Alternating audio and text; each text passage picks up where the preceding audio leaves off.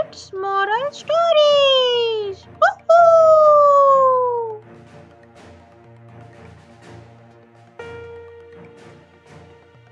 एक समय की बात है, एक हरे भरे जंगल में एक चालाक और तेज रफ्तार खरगोश रहता था। उस खरगोश का नाम चंदन था। चंदन को अपनी चपलता और चालाकी पर बहुत गर्व था।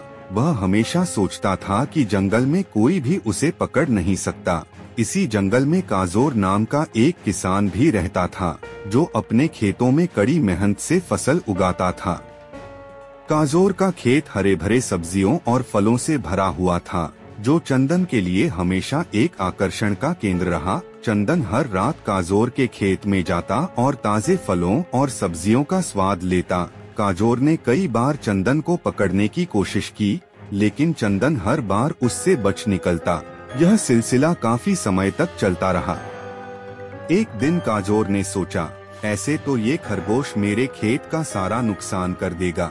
मुझे कुछ ऐसा करना होगा जिससे मैं इसे पकड़ सकूं। उसने एक योजना बनाई और अपने खेत में एक मायाजाल बिछा दिया। मायाजाल ऐसा था कि अगर कोई उसमें फंसे तो बाहर नहीं निकल पाए।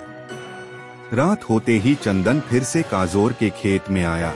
उसने देखा कि खेत में ताजे गाजर और मूली भरी पड़ी हैं। उसके मुंह में पानी आ गया और वह बिना कुछ सोचे समझे खेत में घुस गया।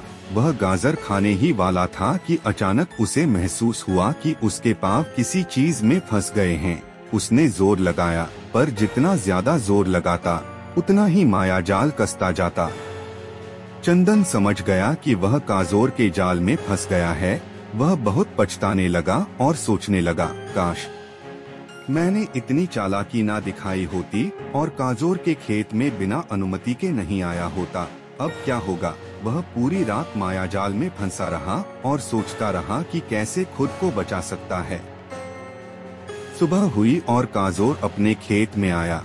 उसने देखा कि चंदन जाल में फंसा हुआ है। काजोर ने कहा, चंदन, तुमने मेरी मेहनत की फसल को बहुत नुकसान पहुंचाया है, लेकिन मैं तुम्हें सजा देने की बजाय एक मौका देना चाहता हूं। अगर तुम वादा करो कि आगे से कभी किसी के खेत में बिना अनुमति के नहीं आओगे, तो मैं तुम्हें आजाद कर दूंगा।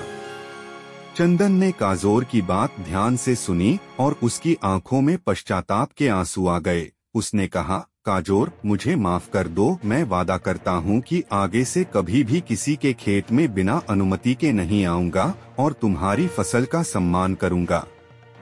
काजोर ने चंदन की ईमानदारी देखी और उसे मायाजाल से आजाद कर दिया। चंदन ने काजोर का धन्यवाद किया और वादा किया कि वह अब से हमेशा ईमानदारी और सद्भावना से काम करेगा।